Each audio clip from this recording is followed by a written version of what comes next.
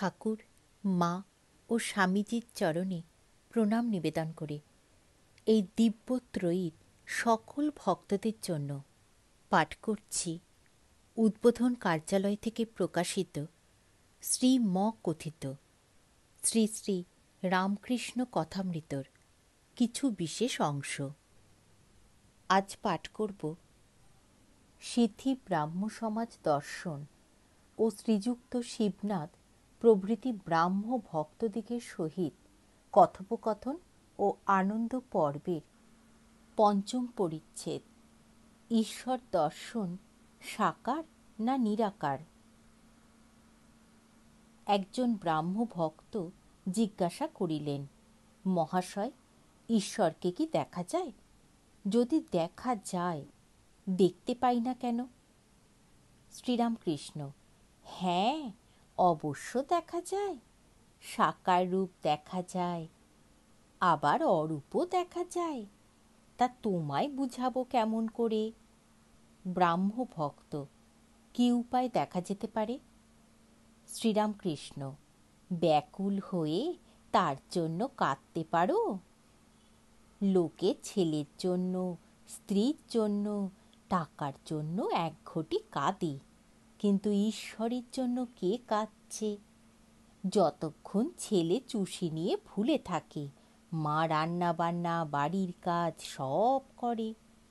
ছেলের যখন চুষি আর ভালো লাগে না, চুষি ফেলে চিৎকার করে কাঁদে, তখন মা ভাতের হাঁড়ি নামিয়ে দূর দূর করে এসে ছেলেকে কোলে লয়।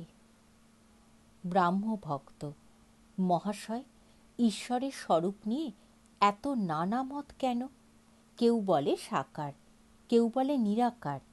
আবার সাকারবাদীদের নিকট নানা রূপের কথা শুনতে পাই। এত গণ্ডগোল কেন? শ্রীরামকৃষ্ণ: যে ভক্ত যে রূপ দেখে, সে সেই রূপ মনে করে। বাস্তবিক কোনো গণ্ডগোল নাই। তাকে কোনো রকমে যদি একবার লাভ করতে পারা যায়, তাহলে তিনি সব বুঝিয়ে দেন। সে পাড়াতেই গেলে না, সব খবর পাবে কেমন করে? একটা গল্প শোনো। একজন বাচ্চে গেছিল। সে দেখলে যে গাছের উপর একটি জানোয়ার রয়েছে। সে এসে আর একজনকে বললে, দেখো, অমুক গাছে একটি সুন্দর লাল রঙের জানোয়ার দেখে এলাম। লোকটি উত্তর করলে, আমি যখন বাচ্চে গিয়েছিলাম আমিও দেখেছি। তা সে লাল রং হতে যাবে কেন? সে যে সবুজ রং। আর একজন বললে, না না, আমি দেখেছি হলদে। এই রূপে আরও কেউ কেউ বললে, না, জর্দা, বেগুনি, নীল ইত্যাদি। শেষে ঝগড়া। তখন তারা গাছতলায় গিয়ে দেখে একজন লোক বসে আছে। তাকে জিজ্ঞাসা করাতে সে বললে, আমি এই গাছতলায় থাকি। আমি সে জানোয়ারটিকে বেশ জানি। তোমরা যা যা বলছো সব সত্য। সে কখনো লাল, কখনো সবুজ, কখনো হলদে, কখনো নীল, আরও সব কত কি হয়, বহুরূপী। আবার কখনো দেখি কোনো রঙই নাই, কখনো সগুণ, কখনো নির্গুণ। অর্থাৎ যে ব্যক্তি সদা সর্বদা ঈশ্বর চিন্তা করে, সেই জানতে পারে তার স্বরূপ কি। সে ব্যক্তি জানে যে তিনি নানা রূপে দেখা দেন, নানা ভাবে দেখা দেন। তিনি সগুণ, আবার তিনি নির্গুণ। যে গাছতলায় থাকে সেই জানে যে বহুরূপী নানা রং। আবার কখনো কখনো কোনো রঙই থাকে না। অন্য লোক কেবল তর্ক ঝগড়া করে কষ্ট পায়। কবির বলতো, নিরাকার আমার বাপ, সাকার আমার মা। ভক্ত যে রূপটি ভালোবাসে সেই রূপে তিনি দেখা দেন। তিনি যে ভক্ত বৎসল। পুরাণে আছে বীর ভক্ত হনুমানের জন্য তিনি রামরূপ ধরেছিলেন। বেদান্ত বিচারের কাছে রূপটুপ উড়ে যায়। সে বিচারের শেষ সিদ্ধান্ত এই: ব্রহ্ম সত্য আর নামরূপ যুক্ত জগৎ মিথ্যা। যতক্ষণ আমি ভক্ত এই অভিমান থাকে, ততক্ষণই ঈশ্বরের রূপ দর্শন আর ঈশ্বরকে ব্যক্তি বলে বোধ সম্ভব হয়। বিচারের চক্ষে দেখলে ভক্তের আমি অভিমান ভক্তকে একটু দূরে রেখেছে। কালীরূপ কি শ্যামরূপ চৌদ্দপোয়া কেন? দূরে বলে সূর্য ছোট দেখায়।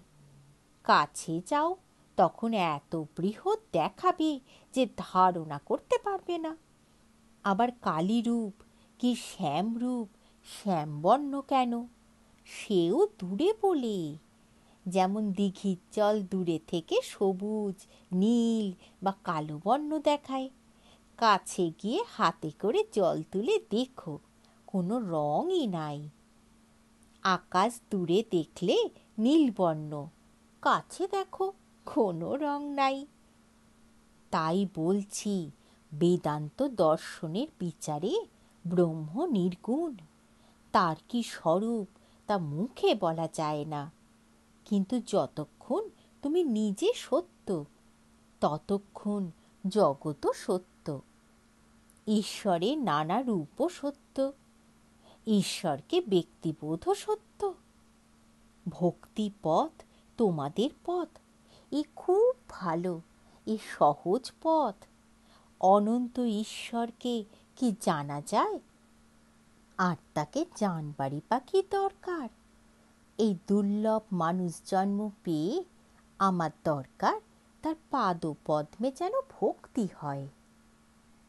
যদি আমার এক ঘটি জলে তৃষ্ণা যায়, পুকুরে কত জল আছে এ মাপবার আমার কি দরকার? আমি আধ বোতল মদে মাতাল হয়ে যাই, সুরির দোকানে কত মন মদ আছে এ হিসাবে আমার কি দরকার? অনন্তকে জানার দরকারই বা কি? সিদ্ধি ব্রাহ্ম সমাজ দর্শন ও শ্রীযুক্ত শিবনাথ প্রভৃতি ব্রাহ্ম ভক্তদিগের সহিত কথোপকথন ও আনন্দ পর্বের ষষ্ঠ পরিচ্ছেদ, ঈশ্বর লাভের লক্ষণ, সপ্তভূমি ও ব্রহ্মজ্ঞান। শ্রীরামকৃষ্ণ। বেদে ব্রহ্মজ্ঞানের নানা রকম অবস্থা বর্ণনা আছে। জ্ঞান পথ বড় কঠিন পথ। বিষয় বুদ্ধির কামিনী কাঞ্চনে আসক্তির লেশমাত্র থাকলে জ্ঞান হয় না। এ পথ কলিযুগের পক্ষে নয়। এই সম্বন্ধে বেদে সপ্তভূমির কথা আছে। এই 7 ভূমি মনের স্থান। যখন সংসারে মন থাকে, তখন লিঙ্গ, গুচ্ছ, নাভি মনের বাসস্থান। মনের তখন ঊর্ধ্বদৃষ্টি থাকে না, কেবল কামিনী কাঞ্চনে মন থাকে। মনের চতুর্থ ভূমি হৃদয়। তখন প্রথম চৈতন্য হয়েছে, আর চারিদিকে জ্যোতি দর্শন হয়। তখন সে ব্যক্তি ঐশ্বরিক জ্যোতি দেখে অবাক হয়ে বলে, এ কি? তখন আর নিচের দিকে মন যায় না। মনের পঞ্চম ভূমি কণ্ঠ। মন যার কণ্ঠে উঠেছে, তার অবিদ্যা, অজ্ঞান সব গিয়ে ঈশ্বরীয় কথা বই অন্য কোনো কথা শুনতে বা বলতে ভালো লাগে না। যদি কেউ অন্য কথা বলে, সেখান থেকে উঠে যায়। মনের ষষ্ঠ ভূমি কপাল। মন সেখানে গেলে অহর্নিশ ঈশ্বরীয় রূপ দর্শন হয়। তখনও একটু আমি থাকে। সে ব্যক্তি সেই নিরুপম রূপ দর্শন করে উন্মত্ত হয়ে সেই রূপকে স্পর্শ আর আলিঙ্গন করতে চায়, কিন্তু পারে না। যেমন লণ্ঠনের ভিতর আলো আছে, মনে হয় এই আলো ছুলাম ছুলাম, কিন্তু কাচ ব্যবধান আছে বলে ছুতে পারা যায় না। শিরদেশ সপ্তম ভূমি, সেখানে মন গেলে সমাধি হয় ও ব্রহ্মজ্ঞানীর ব্রহ্মের প্রত্যক্ষ দর্শন হয়। কিন্তু সে অবস্থায় শরীর অধিক দিন থাকে না, সর্বদা বেহুশ, কিছু খেতে পারে না, মুখে দুধ দিলে গড়িয়ে যায়। এই ভূমিতে 21 দিনে মৃত্যু। এই ব্রহ্মজ্ঞানীর অবস্থা। তোমাদের ভক্তিপথ, ভক্তিপথ খুব ভালো আর সহজ। আমায় একজন বলেছিল, মহাশয়, আমাকে সমাধিটা শিখিয়ে দিতে পারেন? সকলের হাস্য। সমাধি হলে সব কর্ম ত্যাগ হয়ে যায়। পূজা জপাদি কর্ম, বিষয় কর্ম সব ত্যাগ হয়। প্রথমে কর্মের বড় হইচই থাকে, যত ঈশ্বরের দিকে এগুবে ততই কর্মের আড়ম্বর কমে। এমনকি তার নাম গুণগান পর্যন্ত বন্ধ হয়ে যায়। শিবনাথের প্রতি, যতক্ষণ তুমি সভায় আসনি তোমার নাম গুণকথা অনেক হয়েছে, যেই তুমি এসে পড়েছ অমনি সেসব কথা বন্ধ হয়ে গেল। তখন তোমার দর্শনেতেই আনন্দ।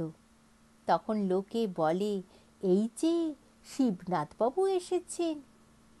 তোমার বিষয়ে অন্য সব কথা বন্ধ হয়ে যায়। আমার এই অবস্থার পর গঙ্গা জলে তর্পণ করতে গিয়ে দেখি যে হাতের আঙুলের ভিতর দিয়ে জল গলে পড়ে যাচ্ছে। তখন হলধারীকে কাঁদতে কাঁদতে জিজ্ঞাসা করলাম, দাদা, এ কি হলো? হলধারী বললে, একে গলিত হস্ত বলে। ঈশ্বর দর্শনের পর তর্পণাদি কর্ম থাকে না। সংকীর্তনে প্রথমে বলে, নিতাই আমার মাতা হাতি, নিতাই আমার মাতা হাতি। ভাব গাঢ় হলে শুধু বলে হাতি হাতি। তারপর কেবল হাতি এই কথাটি মুখে থাকে। শেষে হাঁ বলতে বলতে ভাব সমাধি হয়। তখন যে ব্যক্তি এতক্ষণ কীর্তন করছিল চুপ হয়ে যায়। যেমন ব্রাহ্মণ ভোজনে প্রথমে খুব হইচই, যখন সকলে পাতা সম্মুখে করে বসলে তখন অনেক হইচই কমে গেল। কেবল লুচি আনো লুচি আনো শব্দ হতে থাকে। তারপর যখন লুচি তরকারি খেতে আরম্ভ করে তখন 12 আনা শব্দ কমে গেছে। যখন দই এলো তখন সুপ সুপ। সকলের হাস্য। শব্দ নাই বললেও হয়। খাবার পর নিদ্রা, তখন সব চুপ। তাই বলছি, প্রথম প্রথম কর্মের খুব হইচই থাকে। ঈশ্বরের পথে যত এগুবে ততই কর্ম কমবে। শেষে কর্ম ত্যাগ আর সমাধি। গৃহস্থের বউ অন্তঃসত্ত্বা হলে শাশুড়ি কর্ম কমিয়ে দেয়। 10 মাসে কর্ম প্রায় করতেই হয় না। ছেলে হলে একেবারে কর্ম ত্যাগ। মা ছেলেটিকে নিয়ে কেবল নাড়াচাড়া করে। ঘর কন্ডার কাজ শাশুড়ি ননদ যা এরা সব করে। সমাধিস্থ হবার পর প্রায় শরীর থাকে না। কারু কারু লোক শিক্ষার জন্য শরীর থাকে, যেমন নারদাদির আর চৈতন্যদেবের মতো অবতারদের। কূপ ঘোরা হয়ে গেলে কেহ কেহ ঝুড়ি কোদাল বিদায় করে দেয়। কেউ কেউ রেখে দেয়, ভাবে যদি পাড়ার কারুর দরকার হয়। এরূপ মহাপুরুষ জীবের দুঃখে কাতর। এরা স্বার্থপর নয় যে আপনাদের জ্ঞান হলেই হলো। স্বার্থপর লোকের কথা তো জানো। এখানে মদ বললে মুদবে না, পাছে তোমার উপকার হয়। সকলের হাস্য। 1 পয়সার সন্দেশ দোকান থেকে আনতে দিলে চুষে চুষে এনে দেয়। সকলের হাস্য। কিন্তু শক্তি বিশেষ, সামান্য আধার লোক শিক্ষা দিতে ভয় করে। হাওয়াতে কাঠ নিজে একরকম করে ভেসে যায়, কিন্তু একটা পাখি এসে বসলে ডুবে যায়। কিন্তু নারদাদি বাহাদুরি কাঠ, এ কাঠ নিজেও ভেসে যায়, আবার উপরে কত মানুষ, গরু, হাতি পর্যন্ত নিয়ে যেতে পারে। সিদ্ধি ব্রাহ্ম সমাজ দর্শন ও শ্রীযুক্ত শিবনাথ প্রভৃতি ব্রাহ্ম ভক্তদিগের সহিত কথোপকথন ও আনন্দ পর্বের 7ম পরিচ্ছেদ, ব্রাহ্ম সমাজের প্রার্থনা পদ্ধতি ও ঈশ্বরের ঐশ্বর্য বর্ণনা। শ্রীরামকৃষ্ণ শিবনাথাদির প্রতি: হ্যাঁ গা, তোমরা ঈশ্বরের ঐশ্বর্য অত বর্ণনা করো কেন? আমি কেশব সেনকে ওই কথা বলেছিলাম। একদিন তারা সব ওখানে, অর্থাৎ কালীবাড়িতে গিয়েছিল। আমি বললুম, তোমরা কীরকম লেকচার দাও আমি শুনব। তা গঙ্গার ঘাটে চাঁদনিতে সভা হলো, আর কেশব বলতে লাগলো। বেশ বললে, আমার ভাব হয়ে গেছিল। পরে কেশবকে আমি বললুম, তুমি এগুলো এত বলো কেন? হে ঈশ্বর, তুমি কি সুন্দর ফুল করিয়াছ, তুমি আকাশ করিয়াছ, তুমি তারা করিয়াছ, তুমি সমুদ্র করিয়াছ। এইসব যারা নিজে ঐশ্বর্য ভালোবাসে তারা ঈশ্বরের ঐশ্বর্য বর্ণনা করতে ভালোবাসে। যখন রাধাকান্তের গয়না চুরি গেল, সেজবাবু রাধাকান্তের মন্দিরে গিয়ে ঠাকুরকে বলতে লাগলেন, ছি ঠাকুর, তুমি তোমার গয়না রক্ষা করতে পারলে না। আমি সেজবাবুকে বললাম, ও তোমার কি বুদ্ধি, স্বয়ং লক্ষ্মী যার দাসী পদসেবা করেন, তার কি ঐশ্বর্যের অভাব? এই গয়না তোমার পক্ষেই ভারী একটা জিনিস, কিন্তু ঈশ্বরের পক্ষে কতকগুলো মাটির ডেলা। ছি, অমন হীনবুদ্ধির কথা বলতে নাই। কি ঐশ্বর্য তুমি তাকে দিতে পারো? তাই বলি, যাকে নিয়ে আনন্দ হয় তাকেই লোকে চায়। তার বাড়ি কোথায়, কখানা বাড়ি, কটা বাগান, কত ধনজন, দাসদাসী, এ খবরে কাজ কি? নরেন্দ্রকে যখন দেখি তখন আমি সব ভুলে যাই। তার কোথা বাড়ি, তার বাবা কি করে, তার কটি ভাই, এসব কথা একদিন ভুলেও জিজ্ঞাসা করি নাই। ঈশ্বরের মাধুর্য রসে ডুবে যাও। তার অনন্ত সৃষ্টি, অনন্ত ঐশ্বর্য, অত খবরে আমাদের কাজ কি? আবার সেই গন্ধর্ব নিন্দিত কণ্ঠে সেই মধুরিমাপূর্ণ গান, ডুব ডুব ডুব রূপসাগরে আমার মন, তলাতল পাতাল খুঁজলে পাবিরে প্রেম রত্ন ধন। খুঁজ খুঁজ খুঁজ, খুঁজলে পাবি হৃদয় মাঝে বৃন্দাবন। দীপ দীপ দীপ জ্ঞানের বাতি, জ্বলবে হৃদে অনুক্ষণ। ড্যাং ড্যাং ড্যাং ডাঙায় ডিঙে, চালায় আবার সে কোনজন? কবির বলে, শোন শোন শোন, ভাব গুরুর শ্রীচরণ। তবে দর্শনের পর ভক্তের স্বাদ হয়, তার লীলা কি দেখি। রামচন্দ্র রাবণবধের পর রাক্ষসপুরী প্রবেশ করলেন। বুড়ি নিকষা দৌড়ে পালাতে লাগল। লক্ষ্মণ বললেন, রাম, এ কি বলুন দেখি, এই নিকষা এত বুড়ি, কত পুত্রশোক পেয়েছে, তার এত প্রাণের ভয়, পালাচ্ছে। রামচন্দ্র নিকষাকে অভয় দান করে সম্মুখে আনিয়ে জিজ্ঞাসা করাতে নিকষা বললে, রাম, এতদিন বেঁচে আছি বলে তোমার এত লীলা দেখলাম, তাই আরও বাঁচবার স্বাদ আছে, তোমার আরও কত লীলা দেখব। সকলের হাস্য। শিবনাথের প্রতি, তোমাকে দেখতে ইচ্ছা করে, শুদ্ধাত্মাদের না দেখলে কি নিয়ে থাকব? শুদ্ধাত্মাদের পূর্বজন্মের বন্ধু বলে বোধ হয়। একজন ব্রাহ্মভক্ত জিজ্ঞাসা করলেন, মহাশয়, আপনি জন্মান্তর মানেন? শ্রীরামকৃষ্ণ, হ্যাঁ, আমি শুনেছি জন্মান্তর আছে। ঈশ্বরের কার্য আমরা ক্ষুদ্র বুদ্ধিতে কি বুঝব? অনেকে বলে গেছে, তাই অবিশ্বাস করতে পারি না। ভীষ্মদেব দেহত্যাগ করবেন, সরসজ্জায় শুয়ে আছেন, পাণ্ডবেরা শ্রীকৃষ্ণের সঙ্গে সব দাঁড়িয়ে। তারা দেখলেন যে ভীষ্মদেবের চক্ষু দিয়ে জল পড়ছে। অর্জুন শ্রীকৃষ্ণকে বললেন, ভাই, কি আশ্চর্য! পিতামহ, যিনি স্বয়ং ভীষ্মদেব, সত্যবাদী, জিতেন্দ্রিয়, জ্ঞানী, অষ্টবসুর এক বসু, তিনিও দেহত্যাগের সময় মায়াতে কাঁদছেন।